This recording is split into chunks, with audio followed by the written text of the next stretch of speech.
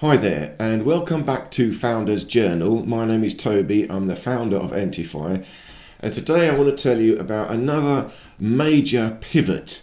If there's one thing I've learned over the years in this project is I have to keep changing. I keep changing my mind, I keep getting new information, new advice, and then I have to pivot, reshuffle, restructure the whole thing. Now the technological side of it is okay, that's done. We know that we can build this proofless meshnet blockchain, but the publicity side and the practical identity side, the lawful legal side, is still being worked out. Now I've had further feedback from Pete. He's the founder of the Sovereign Project, so he's our main advisor in law and legal structures. And the way we were doing it is, if you've been following, is we wanted to create this sovereign identity created from an affidavit. So my idea was that we all have this standardized affidavit. So when you join, you have to speak the affidavit and autograph it. And then you would have this sovereign identity. But here's the thing now. I've got more feedback from Pete, and really we just cannot do that. There cannot be a standardized affidavit. It just won't work. To have a true sovereign identity, there is just no shortcut. There's no easy way of getting this. You have to create the affidavit all by yourself. You have to write your own one. You have to understand the law behind it so that you can do it. If you don't know how to do it, there's no way you can just sign one, because you're signing someone else's writing. It's not your own writing, so by definition you're not a sovereign. So I kind of knew this. I mean, I did know enough to know this, but I was hoping there would be still a way, because we want to create a way that everyone can join the network straight away and benefit from this. But we have to do this differently. It's not a big deal. I've worked out how we do it. I'm going to go through in a second now. But what it means is we have to integrate deeper with the Sovereign Project, because the only way to create a true sovereign identity is through education. And that is what the Sovereign Project provides. They educate you such that you learn the law, you learn what it means to be sovereign, because it's not what people think. It's not an easy thing. We just cannot get our head around it. And here's proof. I've been studying it for years, and still I don't know enough. So the only way is through the education. So this is the way I think we're going to do it. So to join ENTIFY, so ENTIFY is this cryptographic system, and I'm going back to calling it the Sovereign Operating System. Again, this has required a major pivot. So I'm writing the website again. Like I said, I've written it hundreds of times, and every time I think I've done it, then I have to change it again. So yet again, I'm changing it. So it's not the Sovereign Identity Network, it's not the Private Identity Network, it's going back to the Sovereign Operating System. Because that's what it is. It's a technology operating system. Okay, so the way we do it, entry level is like this. For the average user, they don't know anything. We want to let mainstream people come in. So when you join the ENTIFY network, you have to supply your KYC. Everyone understands that. Okay, so that is your government identity, your name and address. Everyone understands, okay, that's your identity. And when you supply your KYC to join ENTIFY, remember, it goes into private. It's invisible, but that will allow you to join the network, and it will allow you to do private banking, and it will allow you to have the private communication layer. Because that's all the bank needs. The bank needs KYC. Everyone understands KYC. If you put it in, all right, now you're putting your identity into the network. So we can trust you to a degree. But your KYC is not a powerful identity. It's very weak. It's not good enough. It's still not a sovereign identity. But it's good enough to get you in. So entry level is a private identity. But once you join ENTIFY, you can progress from a private identity to a sovereign identity. And the only way you can progress is through education. And the education will come from the sovereign project. But remember, this sovereign operating system, we're working in partnership with the sovereign project. So it goes together. And the whole thing will be part of their subscription anyway. So their subscription will also include the education. Or we can have different subscription levels. So what happens is, when you join, you have this basic profile. So you will have no check mark, or maybe a grey check mark. A grey check mark just saying your entry level private identity. But if you progress through the education, then you can go step by step towards the highest level sovereign identity. And I think we will have 3 check marks.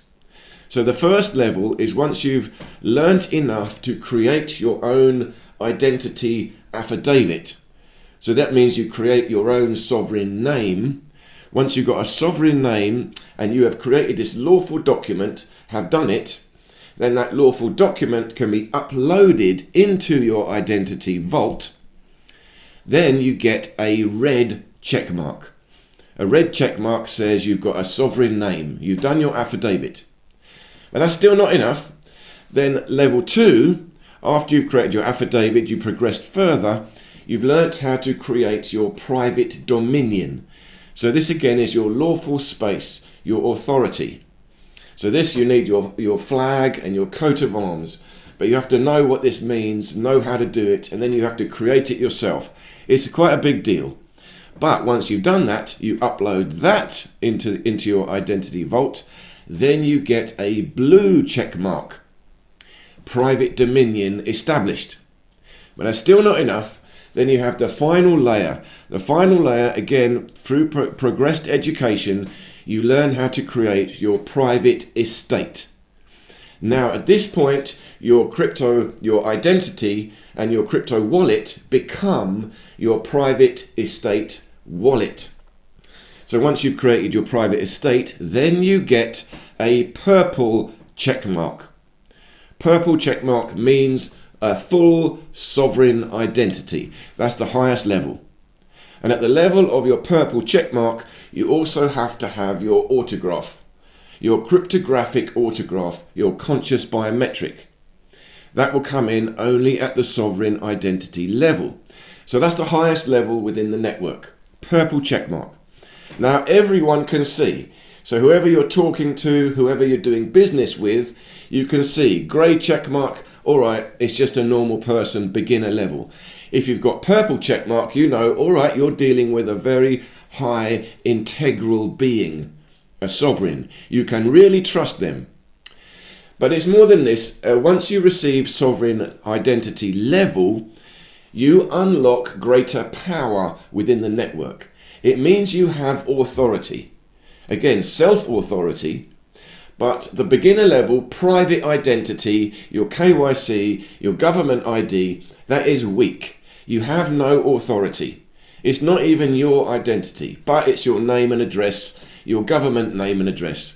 It's what people know. Okay. But sovereign identity means you have lawful documentation that you have self-created, self-authored under your personal authorship. Now you've got lawful standing, and you have lawful authority. Now at this point you can enter into the governance of the system. You have, you might call it voting rights. It's not quite voting like we know. You can be a validator. You can be a jury member, arbitration. You can now, again, this is the most important thing, you can now unlock asset tokenization. You see, only a sovereign can tokenize their assets, liquidate them into money, into ENT token. Because in order to have an asset, and liquidate it into money, you must own that asset outright. Here's the problem. We don't own it yet. Only a sovereign, done the full education, has the full private estate wallet. They will have a allodial title over the asset. Without a allodial title over the asset, it's not really yours. Therefore, you cannot tokenize it. So because this is self-sovereign, you must own it outright, then you can liquidate it into the network. So only the sovereign identities unlock asset tokenization and asset ownership. Only they can tag their assets because they're the only ones that truly own it. So asset tagging and asset tokenization is not available to the beginner levels. It's not available to the private identity. But the private identity gets communication and gets private banking. They can still have private banking.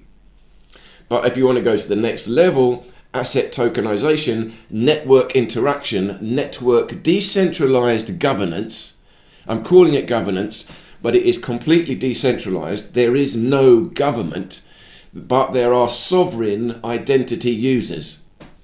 But not everyone. There's only going to be fewer sovereign identity users. Majority are going to be private identity users. So the private identity users, they have no say in what happens in the network. They can use the network, but they have no authority in the network. Only the sovereign identities have authority in the network. So that's the way I think we're going to do it. So yet again, I'm rewriting the website. You can keep looking, keep checking the website, it keeps changing, but I've made some changes now.